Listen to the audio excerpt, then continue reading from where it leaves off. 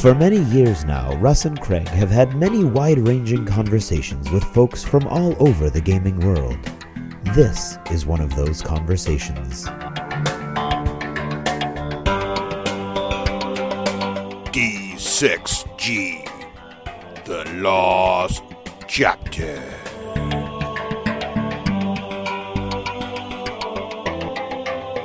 Well, welcome back to Lost Chapters. Now, today we're very, very excited to have two preeminent guests here with us in Dunkin' Donuts, right, Craig? Oh, absolutely. And we would like to welcome you to the Dunkin' Donuts. Mm-hmm.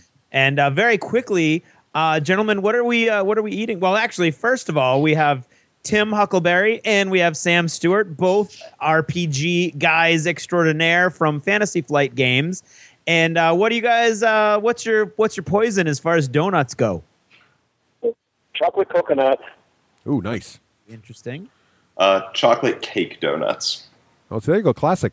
Now in Minnesota, there are the Dunkin' Donuts. Is there anything unique about the Dunkin' Donuts in Minnesota, or do you prefer other donut shops? Oh yeah, I've got a place across the street from where I live called Donut Hut. Yeah. Which is one of those you go in the mornings and it's got the folks who've been sitting around there, eating donuts all morning long. Reading the newspaper, and fantastic donuts. I bring them into work every now and then. Nice. Tim, have you actually seen Dunkin' Donuts around the Twin Cities? I don't know if I have. Cool. Yeah, I think Sam's maybe kicked on to something. I honestly can't think I've seen a Dunkin' Donuts. I can't imagine. Here in New England, we have Dunkin' Donuts at literally every corner. It's like Starbucks. Oh, yeah, no, they're everywhere. Yeah, I don't. That's weird. And I think over the last 10 years, they've gone down the East Coast, but I don't think they reach that far west. That's a shame. I really haven't even looked for one because I've got literally the donut hut across the street is so good. Donut Nirvana right across the street. So well, as much as we should talk about Dunkin' Donuts the rest of this episode, and I will more because I'm going to get another crawler in a minute. We should really talk. We're not here to talk about tonight. Tonight we're going to talk about terrain building. We've had several listeners write in and say, you know what would make a great Lost Chapter? You guys should do sort of a primer, as they say. Primer, if you will. Yeah. I get emails now from England when I say primers like they say across the pond. They say, we don't say it that way over here. I don't know what you're talking about. So so wherever they say primer, I guess primer is what we say, on terrain building. And so Craig wanted to start off, make sure we clearly defined what terrain is. So Craig, what is terrain when we say it? Well, I wrote that bullet like I was going to ask the question and other people had to do all the heavy lifting. But, I think what we're talking about, obviously, is, we're going to actually, because we've got these two FFG role-playing game is what I meant to say, and a bunch of letters just came out. I don't know what happened. Gurus with us. We're going to actually sort of split off because you can use terrain with our role-playing games as well as tabletop games. Mm-hmm. So there's going to be a little bit of back and forth on that as well. When talk about terrain overall, of course, what we're talking about is those of you, and there are many, many, many listeners who don't play tabletop games, but through our podcast and then other things now, they know what we're talking about. We're talking about those terrain features, those generally three-dimensional terrain features on the table when you're playing these tabletop games. And, of course, that's really kind of what makes a tabletop war game so cool looking is you've got two armies, hopefully painted, and then you've got all this really cool terrain. So we're going to approach this from a point of view of, first of all, what is it? And then how do you get it? So there's different types of terrain, obviously, and they depend on a lot of different things, what kind of games you're playing, what the genre of the game is that you're playing. Anybody want to toss out some of the most common? If you're going to make a gaming table, what are the most common things you're going to need to get? Number 3, the larch. Oh, sorry. Go ahead, Tim. Are we talking? I guess it really does depend. I mean, if you're building a tabletop for miniatures or for role play, a lot of the times on the role play side, we kept the terrain very light, mostly because we would have to quickly sort of move it off to the side and have a totally different terrain type for the next time we would do a combat. Right. Whereas for tabletop, you can build a really huge table and you know you're going to be playing on it for probably the next 4 or 5 hours even. Well, I think the first thing, and we're going to need for a terrain table is obviously the base. So styrofoam, sometimes the big packing sheets, not styrofoam, but the big packing sheets of polystyrene. Thank you, polystyrene. Yeah, yes. Exactly. Yeah. Or honestly, some of my friends have had great success with a big sheet of plywood. Mm-hmm. Oh, yeah. 5-ply or so. Yep. Yeah, we used to get plywood, then put the polystyrene on top of it to make it really strong, also extremely heavy, and then and then we'd build out that way. But if you're doing it for your own home, the polystyrene's nice because it's light. So if you don't put the wood under it, you can then lift it up. And I've seen some people actually do it, so they put the duct tape, because when you go to the hardware store, the polystyrene's in these huge sort of you get them different thicknesses, 1 inch and a half to 2 inch thick. Insulation sheets. Yeah, they're insulation sheets for your home. So you buy, and they're huge. You can get them like 2 feet wide and up to 6 feet tall because they go inside your walls. So you get 2 of these babies. They're not that expensive, and then you can duct tape them together. If you run the duct tape down only one side of the 2 pieces together, they then fold up and get smaller, so you can put them away in your closet or something. Yep. And then what you can do is either you can just do that and then flop it on top of your smaller dining room table, put that on top. And then you can either just throw a mat or something on top of that to plan, or if you want to get really fancy, you can then coat the whole polystyrene thing with some, I usually use like white glue, right? And then you cover that in either flock or sand. Flock is easier because you don't have to do anything to it. It's already green if you want to do green. But sand is easier because sand is more durable, and then you have to paint it, though. Yeah, but it could be hell on your knuckles. Oh yes, you get gamer knuckles after a while for rolling dice on sand. My tables were just like that. I used felt actually on mine, green on one side, blue on the other. That's cool. That's good. Because it's more forgiving when I knock models over on it. Yep. Now, if you don't want to go that far, though, your option also is just like now. I used to have all kinds of tables like that. And then I had kids and had to find space in my home, and all the tables went away. But now my youngest is playing with me, or my oldest is playing games with me again. But now I've cheated. Now I just have one of those little handy-dandy GW grass mats I throw on the kitchen table. So you can go as crazy or as simple as you want. Single best item Games Workshop ever made, and there is a huge array of things that they made that are awesome. But this crazy grass mat, right, that goes down almost... Sprinkles disappear as soon as you spread it out on the table, and it looks like you have a flocked, grassy field on your table. For $30, I don't think it's in fact, I know that it's not available anymore unless you're lucky enough to find it at a shop somewhere. But I mean, beautiful black satin fabric on the backing, which is awesome for just flipping it over and playing X-Wing on the back. Actually, yes. And so it's very, very versatile. And I own 3 of them because when I realized they weren't selling them anymore, I went out and started finding them. And I don't know that I would ever need more than 2 because I in my gaming pub in the basement, I have room for 2 full-size gaming tables. I don't know why I have a third, but maybe if somebody spills something on it. But and I mean, other surfaces that you can look at. I went to a fabric store. Actually, our friend Ian, from one of the first times we played with a Wild West theme, and there's this. It's almost like it's almost like a sweatshirt fabric, and it literally no folds at all. I mean, you keep it all folded up, and when you want it, you roll it out on the table. It flattens out immediately. It's like a nice, very, very, very spongy felt kind of feeling, and it's available in all kinds of different colors, and one of them is a mottled brown that looks perfect for a desert, and then another's a mottled gray that looks perfect for. I use that for like dust warfare, in fact, and other urban sort of things. So when we're talking about making a table out of this foam, which might seem very confusing, and why would I want something big like that? Well, that's because most of you. Your coffee tables and your kitchen tables aren't going to be big enough for a 4-foot by 6-foot gaming table, and that's generally speaking the kind of size that you're looking at. So you get one of these. This foam generally comes in an 8-foot by 2-foot section. So you get 2 of those. You cut them down to 6 feet. You tape them together, like Russ said. They fold. You store them someplace in your basement or your attic. You unfold them, and then boom! Now you're just looking for surface. You can sand or flock, like Russ said.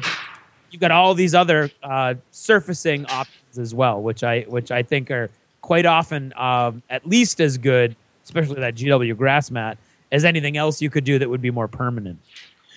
Well, and it's funny you should mention that old GW flock mat, because I have a friend, and swear to God, his name is actually Eric, Like, who recently obtained a foldable, rollable gaming mat that is made out of a flexible rubber substance. Is that a Zuzzy mat? Yeah, I think it is. I was trying to remember where he got it and what it was, and I couldn't remember, but I think Zuzzy sounds about right. Yep. And that thing is fantastic. yeah, they're awesome, and they're extremely well priced. The only thing is the waiting period when you order one. Mm.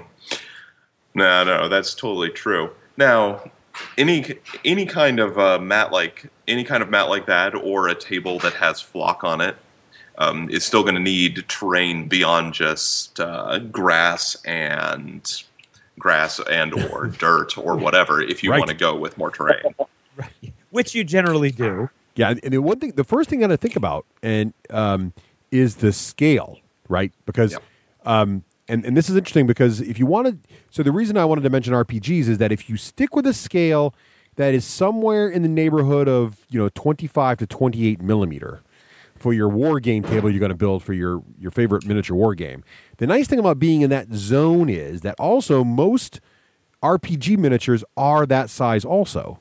So you suddenly have an overlap. Like the other day, we were playing the Iron Kingdoms RPG, and I was like, Craig, I need a barn. And it just so happened that he had a barn from our cowboy miniature war game we were playing. And so it just went right in. So I could just grab. So the best thing you can do especially if you're like Craig and I, who are total magpie gamers, playing all different kinds of games all the time, if you can at least get a relatively, pick a relative scale that you're going to work with most of the time, you can then start sharing your buildings and terrain and whatever else you decide to build out across different game systems. I think that's totally right. And I think it also works out because if you're anything like some of my friends, we end up playing a lot of role-playing games that are tied into what the minis games we're playing as well. Right. So a lot of 40K roleplay, for example. And it's really convenient because also we're probably using minis from our armies as our characters. There you go.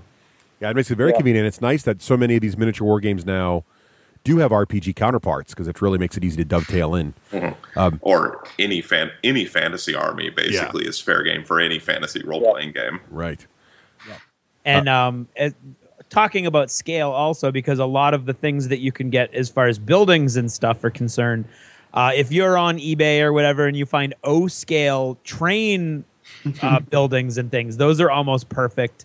They're a little bit small for the more heroic measurements, but they're pretty cool for your general 25 to 28 millimeter models. Well, I found 1/43 scale works really good too. Oh yeah. For especially for civilian things, Yep. cars and whatnot. Oh yeah. Oh, Nice, we got those. I see a bullet point that has vehicles down on the thing. Yes. But anyways, so that scale. Now we've got a base. What do you guys think are like somebody who wants to set up a table at home? What do you think is the bare minimum that they should get as far as diversity of terrain? What are the first things they should get? Oof. Tough. I kind of like this.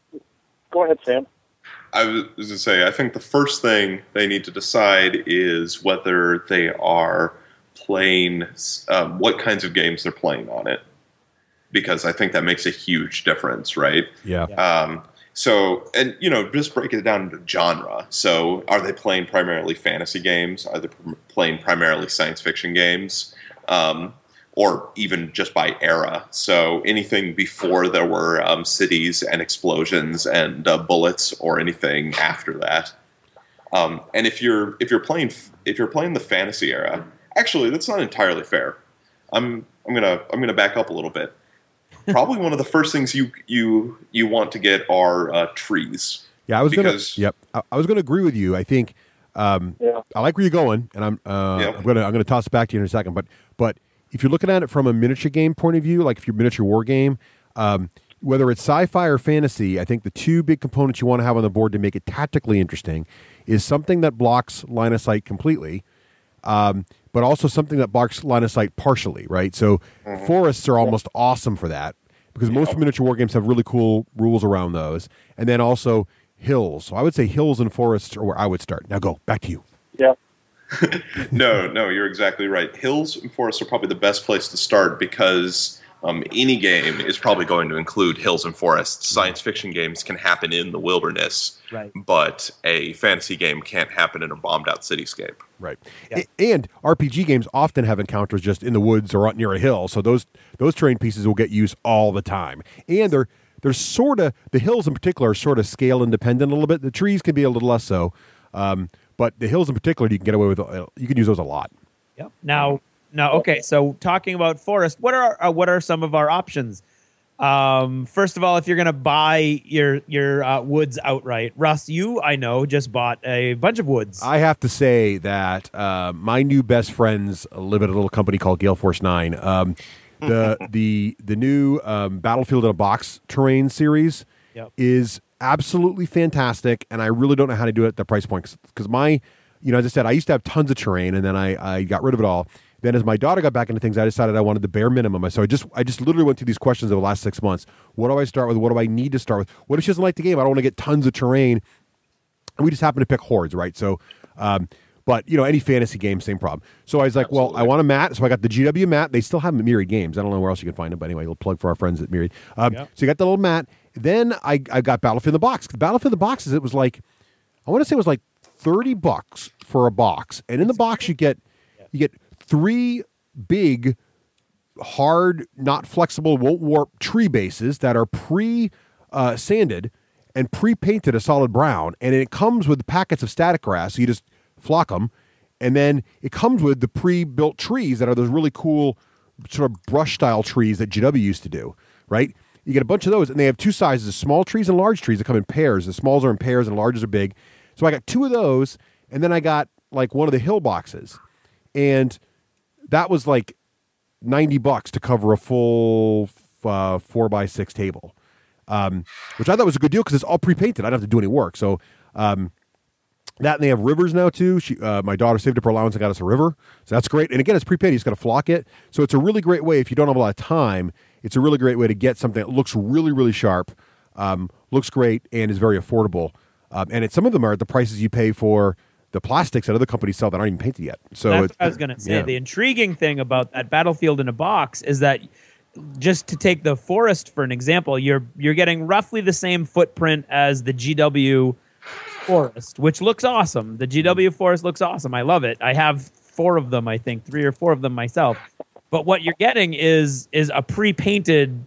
It's already painted for you. It's already put together. There's no glue. I mean, well, you can glue the flock on if you want in little clumps, which is literally going to take you like 10 minutes. But yeah, I would agree that that's an excellent place to start. Now, if you're going to build it on your own, if you're either because you're on a budget or you want to sort of tailor make it, there's a couple different options that I'll start where I used to start, and then if anybody else has any other thoughts, they can throw those in.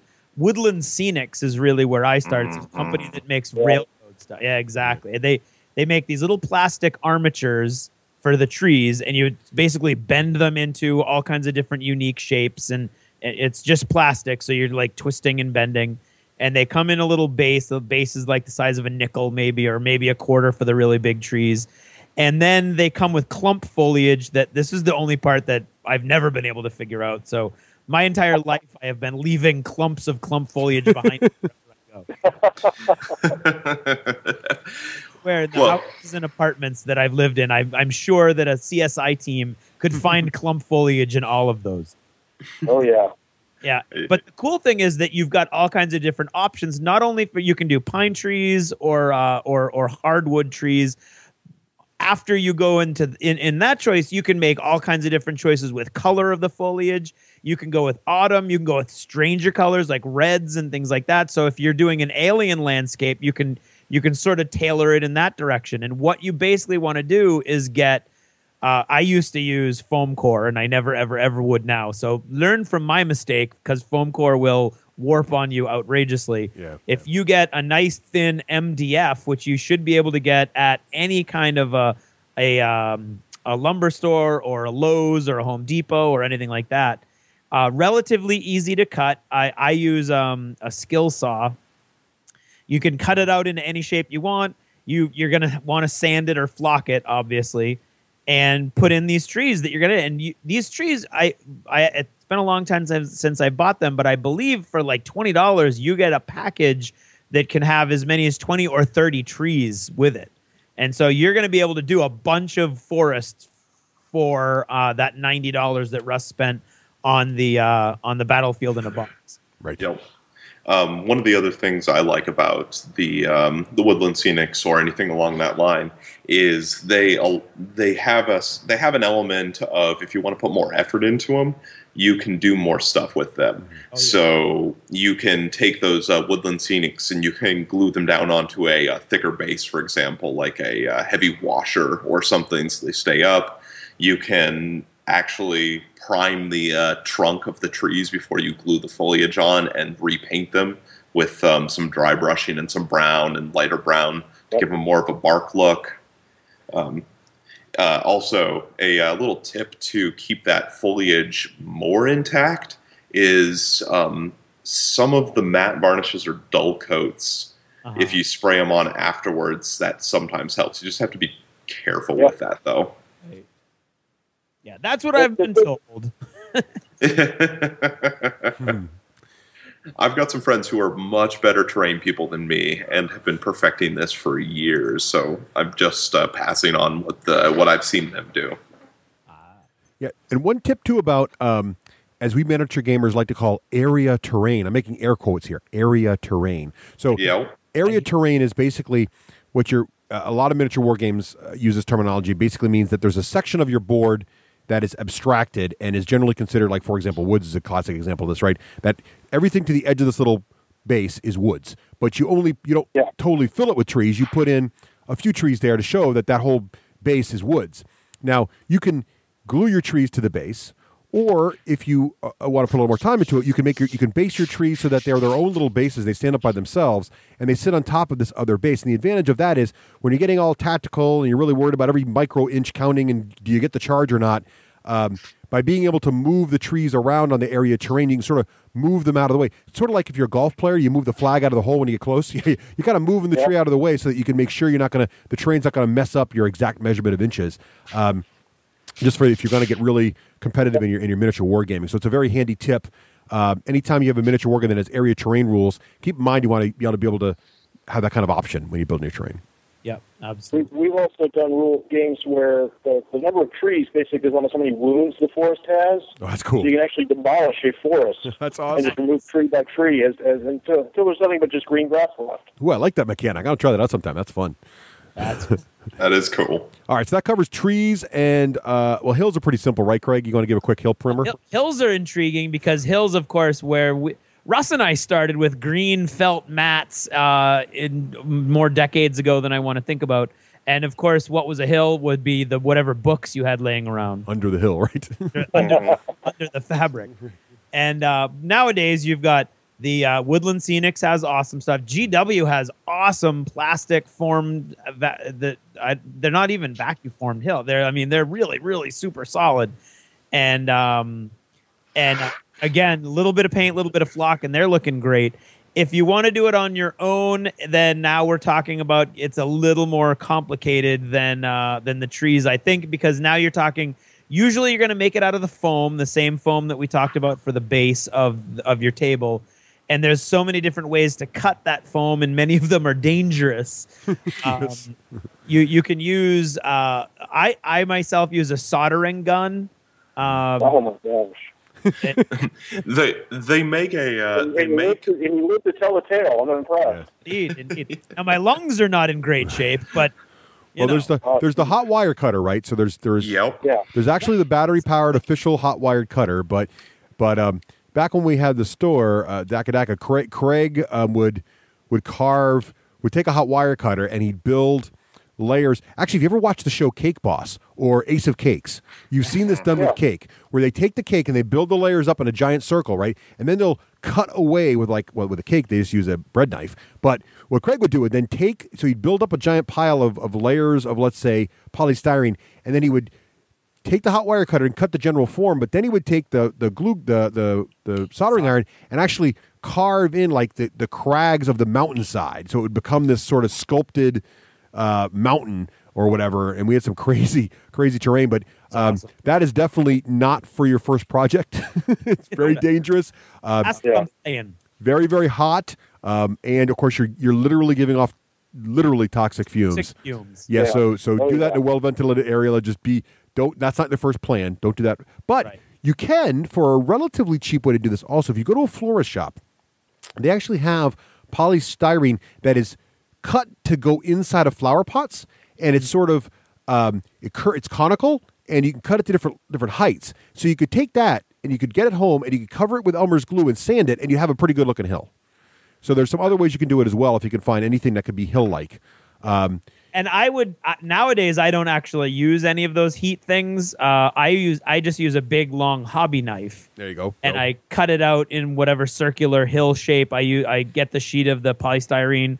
I cut it out in whatever shape, and then I just start to shave off a piece at a time to bevel it down to a good sized hill.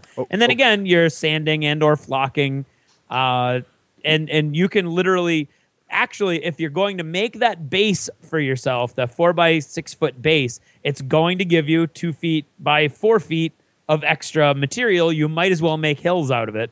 Right. And it's relatively easy. Cut them out with a big hobby knife, bevel it down with the hobby knife, just work your way down slowly so that you've got a nice gradual slope that maybe if you're lucky and you spend a little extra time on, the model can actually be put on that slope without falling over. Even if it can't, quite often, especially when you're making terrain for like a tournament or something and you need to crank out a bunch of tables worth of terrain at once, the hills will quite often not even be beveled enough that a model can be put on that angle. It's just a question of, in the term most gamers that I've ever encountered use is golf course. So it's like, okay, so although this looks like it's a multiple plateaus, this is golf course, which means your guys don't suffer any penalty. They can go from one level to the next just as normal movement, but you've got whatever benefit that particular game gives to elevation. Well, and sorry, go ahead, Tim. I was going to say, that's the way we kind of made all of our hills. We didn't actually attach any of them together, so we just had various different diameters that we could stack to pretty much, whatever height we needed to.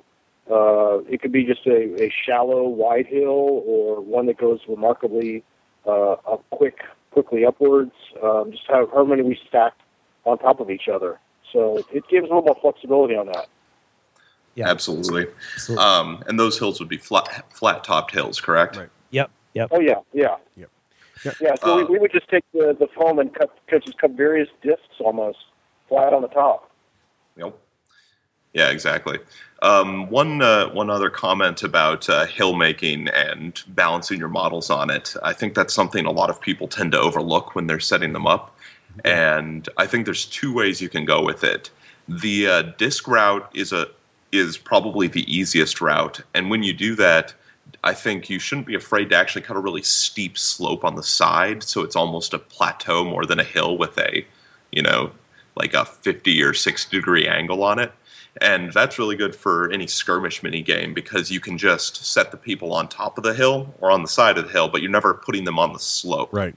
Now, for something like Warhammer Fantasy, where you have people ranked up in those movement trays, or any other game where you have to have a lot of people clustered together in a formation, the other way I've seen it done that's I think works out really well, if you have a little more time and a little more money and a little more patience, you can actually take a piece of wood that doesn't actually have to be very high at all and use a power sander or something along that line, or a grinder, to bevel it into a really, really smooth, low hill. We're talking like a quarter of an inch high. And at that point, all you're doing is representing the idea of a hill. And all the players agree that this is a hill, it'll block line of sight, but it just has just enough of a slope to remind people that it's there, but not enough that the models will fall off when perched on top of it. Right. That's a good idea. Yep. What are the tip about polystyrene before we move on to other things? So, and this is something you'll learn the hard way. So I'm going to try to help you guys out now. Polystyrene and black spray primer or any spray primers don't go together. So if you work really hard on your hill, There's an exception. yeah, there's an exception. There are water-based primers. Yes. Testers. Testers is the magic spray. Yep. But basically here's the scoop. So if you've got your can of primer, lying around your house, it's black or it's white or whatever, and you spent all this time sculpting your hill with your hot wire cutter or your knife, and you got it exactly right, and you think, okay, I'm going to paint the whole hill green before I flock it or whatever because I don't want any of the white to show through. So you grab your spray primer and you spray your hill, and when you come back, it's all been eaten up, and it looks like it's something out of just melted glop, and that's because the propellant in most spray primers will eat right through, or the base mixing agent or whatever it is, will eat right through most polystyrene. And the exception to that, as Tim said, is water-based spray primers, and a very common one are the very small can of Testors spray primer designed from plastic model kits. So it's very expensive compared to like the $1.95 can of black spray paint you can get at Home Depot, but it will not eat polystyrene. So if you really need to spray polystyrene for some reason, get Testors spray paint or something similar. And then if you need to prime it and you don't want to get the spray primer, just go to your local arts and crafts store and get a big jug of a water-based acrylic paint. Oh, funny! Funny story about that. That's kind of cool. Go ahead. That's kind of a cool thing. I mean, you could take your favorite green color to like a Home Depot or a place like that and get a gallon of latex, exactly that shade. They'll mix it for you. I was going to say, just get on a big old brush and brush it on. Yeah, Tim, we had that exact story happen. So back when we were doing all of our tables for the store, we had sanded them all, we glued them down, and wanted to paint them all to match most of our bases, which was Goblin Green. So we took a little bottle of Goblin Green into Home Depot, and they put it in the little color sensor, and we had a gallon of Goblin Green coming back to the store. And it was awesome. Nice. More subtle. Yeah, it's perfect for that. It is perfect for that. It's a great way to do it. We ended up with a gallon of Shadow Gray, too. We did. Shadow Gray, yes. Not that it's okay. We're just using those as generic color terms. But don't use those paints with your miniature paint brushes because they're not acrylic and they'll ruin your brushes. And certainly don't link your brushes when you do that either. No. Funny note about priming spray paint, using spray paint on foam though. It was actually the way that when I was playing Battlefleet Gothic that I made asteroids. Oh, me too. I did the same trick. Yeah. Yep. Yeah, you just take a little chunk of foam, and then you spray it with that spray paint, and the melting, dissolving result looks exactly like an asteroid covered with craters. I think every Battlefleet Gothic battlefield had those made miniatures. I think, or those asteroids, because I did the same thing. Absolutely. See, so that's even a bonus. We weren't going to talk about space terrain. So no, right. So now, Craig, I know you talked about this before, and I thought it'd be fun to share this too. Is like, once you start building this stuff, so we got the hills now, and we got the trees, and we got our base down, and you want to add some really fun stuff, so maybe a building or maybe a burnt out car or something. And when you start doing this, you start seeing things at toy stores or even in grocery stores that start giving you inspiration. So I thought it'd be fun to kind of go around the table and give some examples of some of the more exotic or just kind of funny things that we've seen that we've sort of incorporated into terrain. So Craig, why don't you start? What is an example of something you found that's like, oh my God, that's a great thing? I'm gonna use two examples. My first one is the favorite thing, most favorite thing that I've ever made for any table was for the famous Mordheim table at Daka Daka. Actually had a 28 millimeter little sailing ship that I had built out of a model of the Mayflower.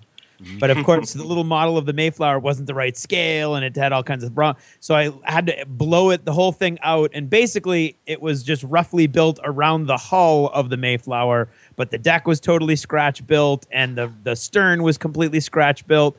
And I just loved the masts were all scratch built, and I really, really liked it. I built it so that it was on a flat base. So I built a whole river that there was almost like a canal system that went through the Mordheim table. So this ship could literally be found in different places every time. And we made some docks and we made some catwalks, and there was all kinds of cool stuff. So I loved what ended up happening. And that was literally an $8 Mayflower little cheesy snap together model. Do you remember what scale it was? I can't, but it was not near. It wasn't anything remotely what you would consider realistic for a 28 millimeter. Yeah. My favorite thing, as far as using something that was bizarre and off the wall, was I got a hamster ball at Walmart for like $5, and it snapped. It opened, of course, so you could put the hamster inside it. And I made two huge nuclear reactors for the Hell's Gate Armageddon table, which again had a river. I love rivers. I don't know. Rivers I love and trains. Water features. So it had another big industrial river that was actually built into the table. It wasn't modular. It was built into the table. And so I had these two huge nuclear reactors that I dressed them up with all kinds of bits and everything, but they literally were deep down inside halves of hamster balls. Nice. I like it. What about you guys, Sam? What was the most bizarre thing you used in terrain making? Well, let's see. It actually isn't that bizarre, but it sort of exemplifies how well it works. At the game shop I usually play at, one of the tables. One of the terrain pieces that just works out really well is somebody bought a. What's the biggest gauge of model train? Is it, or biggest realistic? Isn't it N scale? No, I think N scale is tiny. N small, I think it's Z, or it's Z big or something, or is it? It might be O. Oh, yeah. O is like the closest to. That's what it is. Yeah, they bought an O scale train tracks and a model train from it, and then just covered it in snow, covered it in like tons of dry brushing with metal, and now it is the centerpiece for every Hordes and War Machine tournament they run. Nice. And it just rolls up and down the various boards. Nice. That's awesome. How about you, Tim? Yeah, well, actually, just real quick, I want to say you touched on something that's almost like it gets hardwired into you when you become a tabletop gamer. Is everything could become terrain or bits on a base, broken TV remote parts, springs, pieces of wire, just everything. You look at it, just not what it was, but what it can be when you slap it onto a base. And I think it's actually really cool. Your mind starts working that way and everything. Probably the weirdest stuff, when I was an Outrider, I was running a lot of demos of Marines versus Tyranids because that's what I like to play. And I have no idea where I got them looking back, but I found some of those really bizarre rubber fishing lures that are clear with bits of glitter and other weird stuff running through them and just psychedelic paints, and you can't imagine a fish biting those at all because in no way they resemble anything alive. But chopped those up and made this weird, almost Tyranid plant life, and actually used a bunch of aquarium plants along with that, spray painted weird colors, and made just some interesting little modular Tyranid pieces, terrain pieces. Nice. Oh, I'm glad you mentioned that, Tim, too, because pet stores are a fantastic place to go. Oh, yeah. For affordable aquarium parts, not only just the plants, but also the castles. Yeah, all that stuff. Other scenery. Aquarium rocks actually make for some really good terrain. Well, they even have they have blown up submarines and even crashed World War II era airplanes down there, and it's really fantastic. And some common things I've seen, because you guys had some really good rare examples, but just to go back to Tim's point, the grocery store is also great. Pringles cans, 101 uses. Pringles cans can be anything. Yep. Silos, short huts, you name it, you can do a Pringles can. Those are fantastic. Another one I've seen. They make crashed rocket ships out of them. Oh, yeah, they're awesome. Definitely. Mm-hmm. They never throw away a Pringles can. Toilet paper tubes, paper towel tubes, all that stuff's fantastic. Any geometric shape with cardboard. Yes, exactly. Yeah. Even cereal boxes, cut them up, make them into walls. The other thing I've seen used before, and it doesn't look the best, but actually with a little bit of paint, it's doable. The at McDonald's they give you the drink trays. If you take those drink trays and invert them, they look like 4 little like kind of almost like bunkery hut things. And with a little bit of work, you can make them look like pretty good emplacements. The classic things to use for buildings, bunkers especially, are like the big styrofoam packing foam. Yep. Things that, like, computers come in or stereo. Or TVs. Yeah, you get that stuff. Don't throw that away. Yeah. Fantastic. Yeah, never throw packing material away, ever. I would say that is almost every gamer's first really cool terrain project to make a headquarters or a bunker out of the styrofoam packing inserts from electronics or TVs and stuff like that. Absolutely. Definitely. Yeah. Yeah. The one other little trick I like to do is to make the corrugated steel effect. You just take a piece of 2-ply cardboard and peel off one of the sides. Yep. And you get the ridged middle of it, and you just spray paint it or paint it silver. Yep, that's a great tip. Yeah. Yep. Now, okay, so bring it back around again a little bit. So we've got trees, we've got hills, we've got these really cool different things. Where do you want to go next? Rivers or buildings? Where would we like to go? I think rivers are pretty advanced because of the goopy stuff. Let's go to buildings.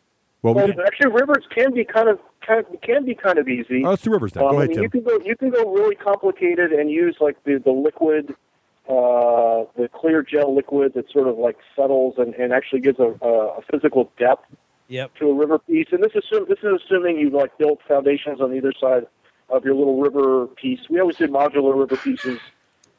Some straight, some sort of curved a little bit, so you could like have a river running across the entire gaming table. But yeah, when I was with Workshop, obviously we would you'd build up either side, you'd pour this stuff along the middle and block on the far and left to right side so it didn't come off blowing off the edge. You paint the underside blue, and you've got a nice deep looking river. But you can almost get the same effect just by doing lots and lots of layers of shellac and varnish over a blue or green or brown river segment, and it's pretty easy to do. It doesn't obviously this has no physical depth to it, but it's pretty easy. It's pretty fast, and you get an acceptable looking river fairly quick. Nice. To build on what Tim said, actually, he's exactly right, and that's what the big terrain builders who run the local Fantasy and 40K tournaments have almost exclusively turned over to do now. A lot of them build rivers right into the boards for various tournaments, but what they'll just do is they'll use that the modeling putty or that homeowner's putty that you can get to patch drywall and stuff, but just build up a really small pair of banks along either side of where they want to do the river. We're talking like 1/8 of an inch high at the most. Make sure all the ends are closed. Paint up the whole thing. Paint the bottom of the river the blue or the brown or whatever color you want to do, and then you can put varnish on it. There's also, if you want to go a little more high end, there's some modeling companies that make like the clear water effects. That is basically just clear acrylic plastic sort of thing, and painted over it, and no depth to it, but it dries. It looks like water. It's really convenient, and so I can't swear by that kind of approach to a river enough. Yeah, no, you can get this stuff by the gallon too. I mean, back in the day when we were doing Man of War, we would actually make entire tables that were water with a few islands stuck here and there, and so we pour this stuff out and just the bubbles coming up are the tricky part. And just real quick horror story. So we had to basically there was a thing, if you actually just breathe hard on it, you get the CO2 on them and get the bubbles to come up. So, of course, if you leaned over too far, you had the front of your shirt covered with this stuff, which is not good. But, yeah, no, I think rivers are actually a really easy thing to make. You just, you cut hardboard lengths, and you can cut them straight or curved or an S shape or whatever, but just nice and flat on either end so you can connect them together. And do, like 3 or 4 of those, enough to get across the table, and you've got the makings for a nice little modular river you can set up anywhere and have it different shapes and it's not that tough to make. They're pretty straightforward. Mm-hmm. Yeah, and rivers are great from a tactical perspective when you're building out your board, because then you'll have bridges that'll be really cool objectives that you can take. You get your movement is more channeled, and so it provides more tactical problems that you have to solve in your games. So I love rivers. I've got several different types that I love, and of course we would be remiss if we didn't say Gale Force 9 makes a great river set. Right. The thing I really like about rivers is that you can define before the game, is this passable terrain or not? Yep. It could be a river that, no, you cannot ford that river, or you must be in an amphibious or floating vehicle to get across. It's that deep, even though it's not that wide.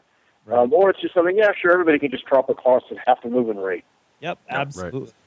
And I think, of course, we'd be remiss to not note that anything we're talking about vis-a-vis rivers here also applies to ponds and lakes. Oh, yes. Yep. So exactly. Or swamps. Yeah, you can make some really nice small ponds. And the cool thing with those is you can have some fun. You can mix in some inks with the liquid, the acrylic, to get some nice swirly effects. You can put, things coming out of them, like maybe a tentacle or a frog, or other just cool things to be sitting out of or even trees coming out of it for a swamp effect. Yep. Take some twine, fray the end of it, stick a clump of twine into it before it hardens, and let the effect harden around it, and you have clumps of swamp grass, and it's super easy. Yeah. Yeah. Or if you want to get rid of your old brushes, just cut the bristles off and stick them in with some super glue, and you got some nice tall grass and reeds coming out. And swamps are another thing that I love to put on my tables. I got lots of swamps too. Yep. Now buildings, we're getting a little more advanced because when you guys are building buildings, what like a basic building requires what if you're going to build it? Walls, for one. Walls, yeah.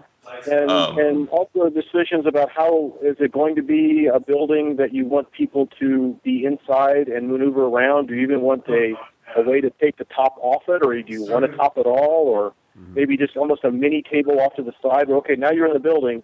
Your models are over here in this other area, so now you're on the second floor of the building. What's going to happen here? And that's definitely one of the reasons why, personally, I prefer doing ruined buildings, if at all possible.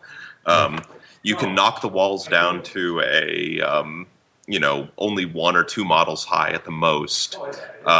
You make them into area terrain, so you take a base that's building sized. You put up the wall on either side. You put the walls on any particular side. So I like to take ruined buildings. Just take a base that's building sized. Put the four walls on either side, but you cut them all jagged. You make it look like they're blown up, maybe a window or two in there, but they're not very high, so it's easy to reach in and put your models around inside the building. You fill the interior with, you could take chopped up plastic sprues, you cut them up into brick size, you scatter them around there, glue them in place, then cover them in paint or maybe some sand so it looks like bricks have collapsed inside the building. And you get sort of all the effects of having these ruined, bombed-out cityscape, but it's really easy to move your models around inside of it, and you don't have to worry about things like roofs or multiple floors or that sort of thing. There you go. Yeah, I think ruins are a great, because this is kind of terrain 101. I think ruins is a great way to start and get buildings on the table or elements of buildings on the table. I think when you're going towards, really cool multi-level structures, unless you're going with something prefab or something, or Terraclips or something. I think that's more of we could spend a whole segment just on how to make buildings. If we're talking a primer, if you will. Yes. I think if I were to describe the first table I ever made, I think what we've already covered. I had some trees, woodland scenics. I had some hills that I had made, and then I had some ruins that I built exactly as you're describing, Sam. And that's really all I had to start with. And that's all I had for years as far as my home collection went. And I think that's a great place to start. You've got some hardcover, some area terrain. You've got some hills to break things up. And it's not that hard and it's not that expensive, especially if you're building it on your own, to sort of build up a decent collection. Yeah, we had a lot of for buildings. We just made corners. So then you had basically corners on a small little hardboard modular part. So you could make a building as big or as small as you wanted to, just by adjusting how far away the four corners were. Yeah. And actually, a really neat trick for those people who have some sort of a grinder, like an old manual coffee grinder or anything like that. Take leftover sprues and just run them through, or just chop them up with scissors or cutters. Those make wonderful just leftover bricks and debris from collapsed buildings. Yeah, absolutely. Yep. That's if you have a blender you don't like. Right. A blender you don't like, yeah. But you can also just make the corners out of foam board again. And foam board is my go-to. I love foam board and a foam cover and good ventilation because you don't want to breathe that stuff. Right. But you can just take, again, leftover sprues and stick them into slabs of foam board, and you make a corner out of that, and the sprues are sort of like the girders sticking out from the walls after it collapsed. You can make some really nice effects out of that. And the only thing I would say is, although the tendency is to build everything at once, my advice would maybe be build one set of ruins at a time, because every time you build something, you're going to learn something. So Amen. Most likely, every time you build something, the next one's going to look cooler. So if you just build, like if you mass produce, like I'm going to do 5 ruins, and you just do them all at once, well, they're all going to look the same, and they're all going to be looking pretty good, especially if you follow these guidelines that we've been given and these ideas that we've been giving. But as far as the placement of the little sprue chunks and how to support the wall, the like maybe a second floor that you want, like a 2-story kind of ruin, those are all things that you're going to learn as you move forward. So I would highly recommend you kind of build your collection up slowly so that you can benefit from the lessons that you're going to learn. Advice is definitely no substitute for experience, especially in this case. Absolutely. Right. So hopefully this has been enough to get you started. I mean, give it a try. Get yourself a table. Figure out what you want to do for a base. Get some trees, hills on there. Maybe a little ruin or something in the corner, or ruin, whatever you want to do. And try it out. And then I think let us know what you thought of the segment. And if you like it, maybe we'll do another one in the future on more specific areas. And people have asked about foam molding, like Hearst Arts, and casting little bits and all that kind of stuff. Maybe if you like this kind of thing, we'll do more of these. Yep. And anything that we just said can easily be used in a role-playing game. There you go. Yeah, pretty Absolutely. much. Pretty much.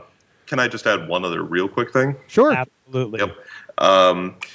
One thing to keep in mind is when you're doing modeling terrain, even more so than when you're painting your minis or anything like that, is make sure you do a lot of this stuff in a well-ventilated area and have some sort of breathing apparatus, because sanding down foam, cutting plastic with something that melts it, some of the paints or spray painting stuff, you're going to be doing a lot of it, and it's going to put out a lot of fumes. Yeah, it also makes a giant mess, just FYI. I was going to say, that's a fantastic reason for doing it outdoors. It's just so messy. Right. I always throw down like an old shower curtain outside and just work around that, and that way I can just gather it up and throw it away when I'm done. Yep, exactly right. Yeah. Just don't do it in your basement without any kind of ventilation. Yeah, definitely bad. You'll be passed out in the morning, found by your wife or something. It'll be ugly. God. Whenever I do a major project, whatever area I'm using as my workspace gets destroyed. So you've got to also reconcile yourself to a serious cleanup job, especially if you're going to build something elaborate. Yep. But it's worth it. I mean, you'll make some really fantastic terrain pieces. You'll enjoy using them in your games. It'll make your games more fun. Just like, using your own models you may have converted and painted up yourself makes it more fun. Definitely. Yep, absolutely. So, Sam and Tim, thank you so much for taking time and joining us here in the Lost Chapters and Dunkin' Donuts. And can I get you guys a coffee for your road? How do you like your coffees? It's a little cold now, actually. There you go. See? Yeah.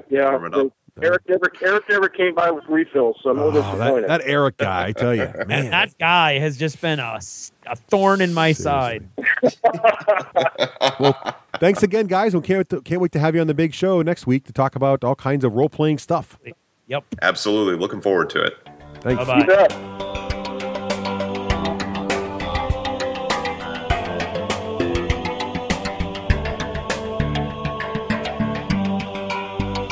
Thanks for purchasing a D6G Lost Chapter. Supporting the show helps it grow.